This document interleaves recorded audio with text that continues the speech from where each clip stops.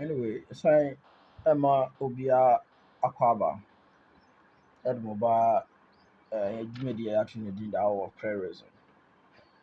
In prayerism, we take advantage and as we make use of time statement, the audience relevance, and so on and so forth. So that is how we, like we understand or we explain text, from those two perspectives. In fact, there are other more, see, the temple typology, and so on and so forth. So all these things are the tools that parents use to, used in explaining the scriptures. So that is what we do. Try to, understand the Bible from its first century perspective as well as um, the prophetic, the days of the prophets, so as to avoid reading ourselves into the scriptures. Anyway, sana ɛte ɛwɔ hɔ. Yɛnkyɛre ho no, yɛastarte yɛn video yɛhwɛ biribi afa abomination of desolation ho.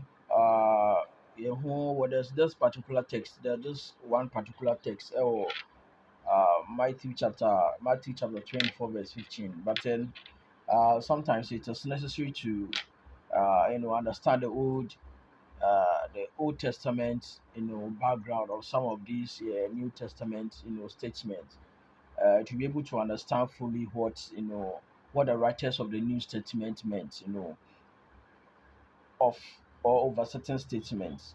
But yɛante aseɛ saa na yɛkɔhwɛ yɛfa no straight from the New Testament, now you may be making mistake because sometimes it is necessary to understand the historical background in which these texts are written in the New Testament. In order to or to enable us to understand them, you know, fully.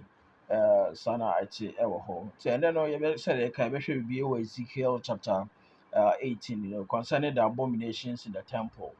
Okay, because the abomination of Matthew chapter 24 also relates to the temple.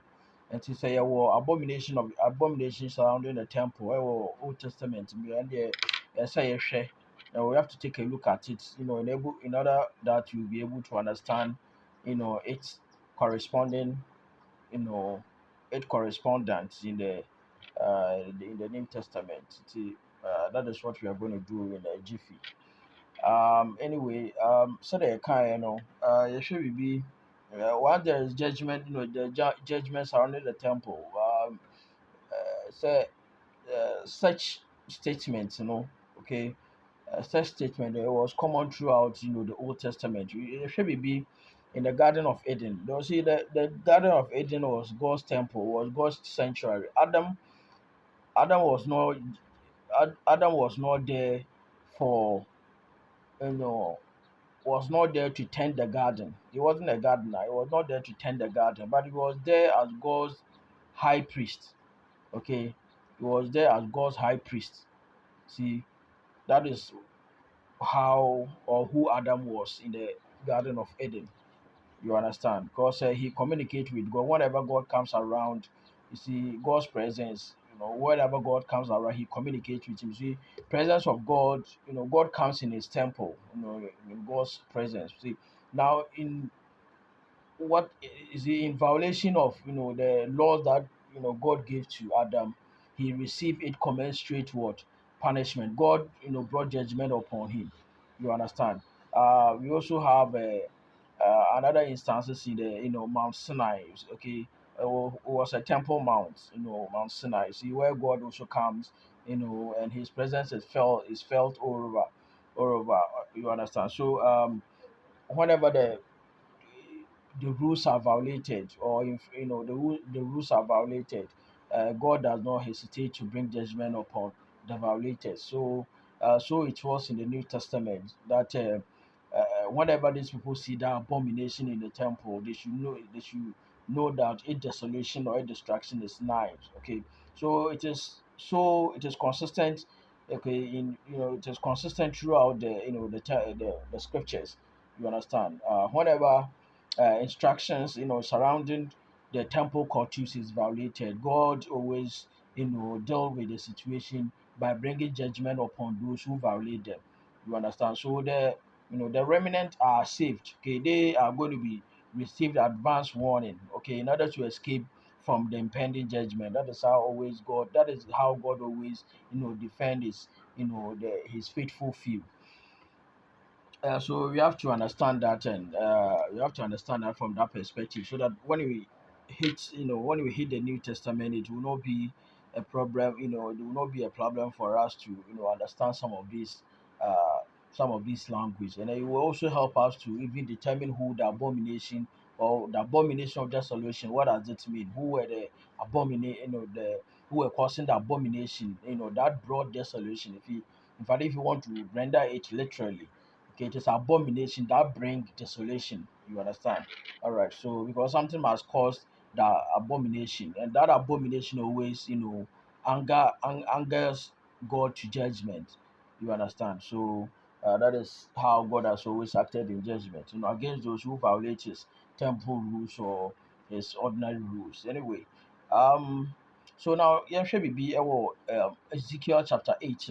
One kind say, um.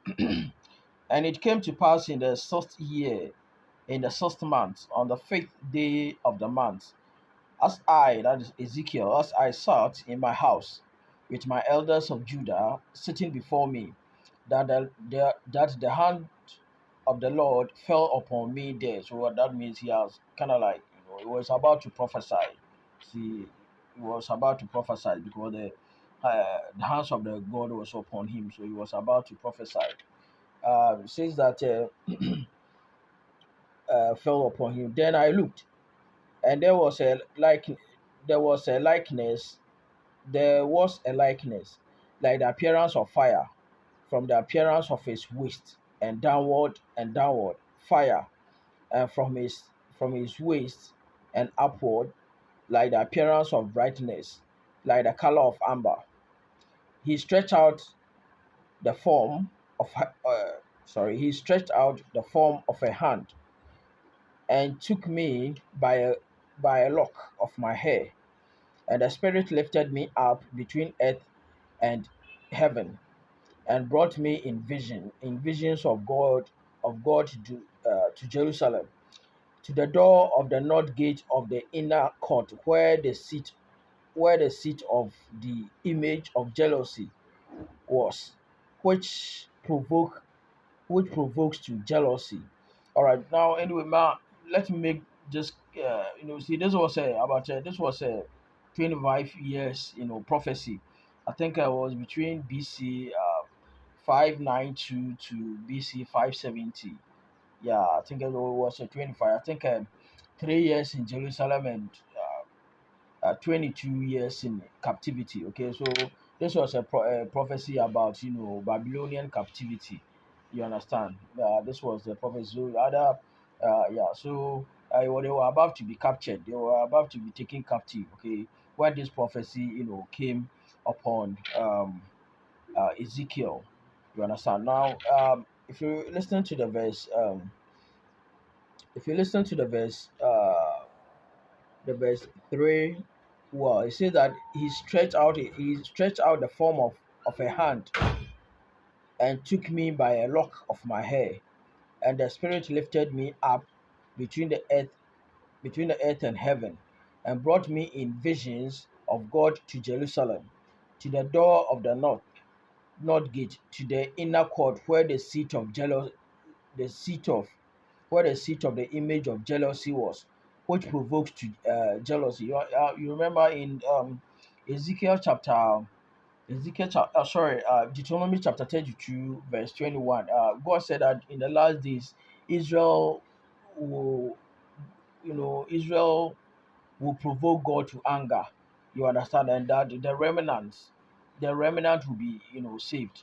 So they are going to provoke him to anger, but the remnant will be saved. I think Paul also, quoted Deuteronomy chapter 32, verse 21 to in Romans chapter 11, I think verse 11 and verse 14 or so. So this is, kind of like parallel verse and consistent verse, and most liked, statement in the text, all surrounded, surrounding the temple.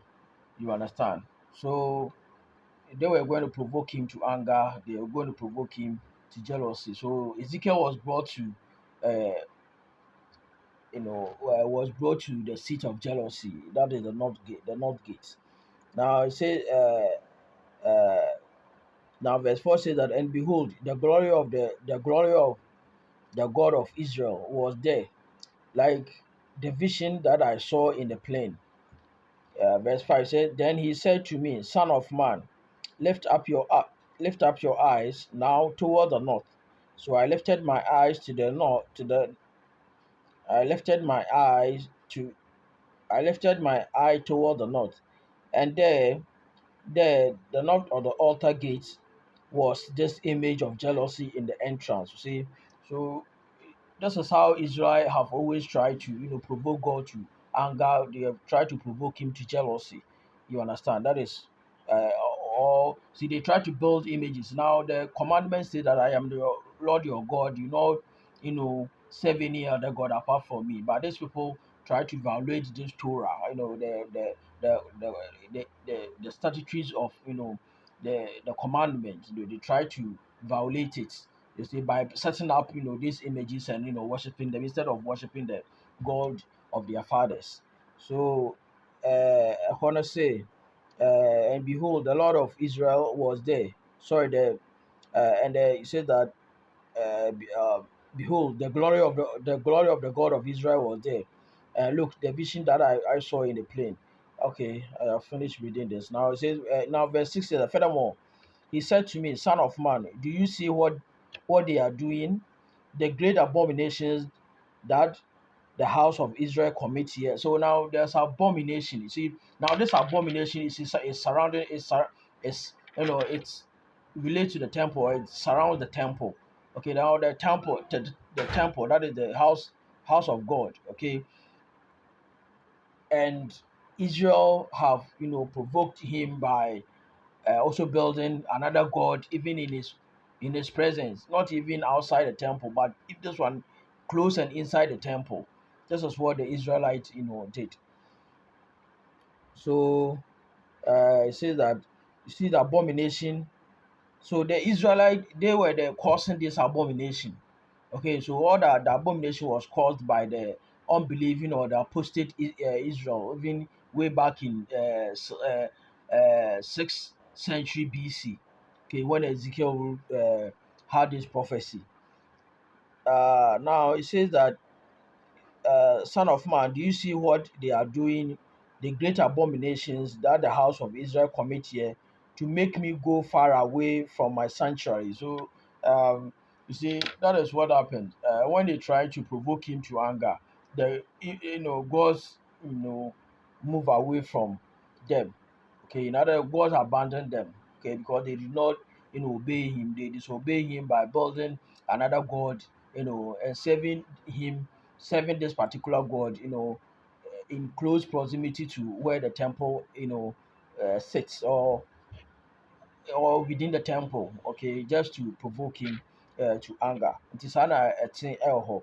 Nti sɛ wohwɛ sɛdeɛ akenkan no ɛkɔ no a, saa na ɔkaeɛ wɔ hɔ. Nti ɔse, that to make me go far away from my sanctuary. You see, God cannot share his glory with any other god. So if you wouldn't worship me, then I'll have to leave. Okay, for you to serve whoever you want to serve in the temple. Okay. Now it says that now turn again, you will see great abominations. So he brought me to the door of the court. And when I looked, there was a hole in the wall. Then he said to me, Son of man, dig into the wall. And I dug into the wall. There was a door. And he said to me, Go in and see the wicked abominations which they are doing there. So I went in and saw, and there every sort of creeping things, abominable beasts, and all the idols of the house of Israel, portrayed all around on the walls. You understand? So there was this animals, you know, in those days, Israel for now forbidden or more from going close to certain animals. You understand? But within the temples, temple no wall, temple on the walls on the baby, now they have all these designs, this animal design, they've drawn these animals, on the walls. Okay, what are they doing? They're only trying to provoke God to anger. They have drawings and markings of all these abominable beasts, on the walls. You understand? Now it says that abomination beasts and all the idols of Israel portrayed all around on the wall. And they stood before them 70 men of the elders of the house of Israel. And in their midst stood Jazania, the son of Shaphan. Each man had a censer in his hand, and a thick cloud of incense went up. Then he said to me, Son of man, have you seen what the elders of the house of Israel do in the dark? Every man in the room of his idols, for they say the Lord does not see us, and the Lord has forsaken us. See, that was the idea. You understand? That was the idea. That was the reason why they are doing that. I think Romans chapter 1 verse 23 also said, said something like that. You see, instead of giving glory to giving glory, to the God of the God of their fathers. Okay, they rather give the glory and thanks to these idols, because they believe that it is the idol that protect them. Okay, it is the their idol that protect them, but not the God of Israel. You understand? Meanwhile, the Bible says that every good thing comes from the Father. Okay, but these people, believe that it wasn't the God Almighty that provide them with this. It wasn't His providence that supplied them with this, abundant material to satiate their needs. But it was rather the images and the gods that does that. But in the images of these gods, they have constructed, or they have made that instead, or that rather provide them with these needs. See, so it was all things, they were things that they did ignorantly. They did not know that they were doing all these things. So all the gifts that they had, they believed that it was coming from the lesser gods instead of the God Almighty. You understand? So that was the situation that was going on there. Now, so now it says that so they said that, well, God has not seen us, and the God has forsaken them. And he said to me, Turn again, and you will see greater abominations that that they are doing. So he brought me to the door of the north gate of the house north gate of the Lord's house. And to my dismay, women were sitting there weeping for Tammuz. So there was a god also called Tammuz, where the women were sitting down, weeping for the Tammuz. Then he said to me, see, all these things were going on, in within the vicinity of the temple, inside the temple. This is all these things were going on within the temple, even with Ezekiel himself, even not knowing until he fell into trance. Okay, before all these things were revealed to him. Then he said to me, Have you seen this, O son of man? Turn again, you will see greater abominations than this. So he brought me into the inner court of the house, and there at the door of the temple of the Lord, between the porch and the altar, were about 25 men with their back toward the temple of the Lord, and their faces toward the east.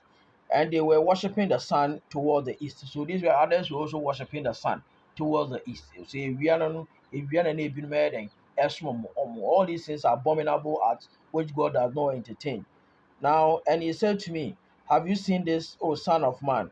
Is it a trivial thing to the house of Judah to commit the abominations which they commit here? For they have filled their land, for they have filled their land with violence. Then they have turned to provoke me to anger. Indeed, they put the branch of their nose. Therefore, I also will cut in fury, it will cut in fury. My eye will not spare, nor will I have pity. And though they cry in my ears with a loud voice, I will not hear them. See, now because they have done this, God is also going to repay them commensurately. You see, they have provoked him even to the extent that he has even abandoned his sanctuary. But he is also going to take revenge. He's also going to revenge, without mercy. See, that is what God said He was going to do. So now, who are you see the people who were committing this abominable act were the Israel. You understand? They were the Israelite. They were committing these abominations. See, now this abomination brings about judgment, and that judgment is very, very disastrous. Okay, it desolate. It turns the land desolate. Okay, so this is the effect of disobedience, and this is the effect of disrespecting the sanctity or the sacrosanctity of the temple of God. When you try to desecrate it with this gods and whatever, these gods and other images in his god in his temple, or in his household. This is will be the effect of that tribulation, or the uh, uh, that punishment that you are going to suffer, for such actions. You understand? So that is how the whole thing is now. When you come to the New Testament, so you will be sa ɛwɔ So what Matthew chapter 24 now, the same thing also a can be ɛwɔ So wohwɛ ɛno a ɛno nso ka sɛ ɔkan Matthew chapter 24 no, verse 15 and also can same be so therefore, when you see the abomination of desolation spoken of by Daniel, that is Daniel chapter 9, sta- uh, standing in the holy place, whoever reads whoever reads, let him understand. Then, okay, so now there's this abomination that brings desolation. Okay, so a lot of people believe that it is going to be the Roman Pope. Others believe that it's something that is going to come in future. But whatever it is, remember that Matthew chapter 24 is AD 70, destruction of Jerusalem prophecy. And this one occurred in AD 70. Okay, so whatever it is, it cannot go beyond the parameters of the first century. You understand? Because it has long been fulfilled. But who were those who were committing this abomination? Okay, that eventually yielded, this desolation. It was the Jewish themselves. It was Israel themselves. Okay, just as Ezekiel, had his vision about desecration of the, God's sanctuary. Okay, in his days. Okay, which God promised that in His fury is also going to unleash, horror upon them. Okay, in the same way, the first century temple, okay, in Jerusalem was also going to suffer the same fate, because the Zealot movement, the Scarai, okay, these two movements have already desecrated, the temple. See, the leader of the Zealot movement, the Eliza Ben Simon, okay, usurped the high priest authority in, I think, AD 66. Okay, then he desecrated the whole temple. Okay, he even used the inner temple as the inner court as his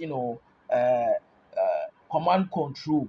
Okay, to give out orders, to disturb public peace, and to even go after the Christians. Okay, so that is what was happening. If you go inside there, they have markings on the walls of the temple. Okay, just as the Israels of Ezekiel's day did. You understand? And also, they were just killing people anyhow. See, whenever during the feast of Pentecost, these guys, this Zealot movement will go into this gathering with daggers under their attire. They will just pick it, just remove it, bring it out, and just be stabbing people to death. They were causing a whole lot of mess in the city. Okay, so all these things were going on. All these things were going on all in the days of what eh, uh, in the first century. Okay, and it is parallel. It is very very common with that of the first century, that of the sixth century BC. Activities. That activities. Of the temple. Okay, which was carried out by the don't believing Jewish. They disrespected the authority of God, and God also did to them by giving them to the Babylonians. The Babylonians. They were taken captive. So the same way the first century the first centuries also did. They did not they disrespected the authority of the God's temple, and indeed they also suffer eight consequences when they were attacked by the Roman army in AD 70. That destroyed Jerusalem, not Jerusalem alone but the temple as well. So that is how God has always acted in judgment against those who disrespect him, and those who desecrate his temple. So you have to bear in mind that. So the abomination that bring desolation was not it was not the Gentiles. Okay, it was not the Roman Empire, but it was the Israel, it was the Jewish. They themselves, they are the they caused the abomination that bring desolation upon them. Okay, so that is how the whole scenario is. So you have to take note of that. Say yɛpɛ sɛ yɛte more ase a yɛtumi ka Josephus and I say Philo. Ɔmo wɔ historical background of some of these things, and that will help you to understand the year can it will help you to understand them more. Now yɛhwɛ one more text na yɛmfa biribiara nkɔ awieeɛ. Now remember that the temple was in Judah. In the first century the temple was in Judah, and there was unbelieving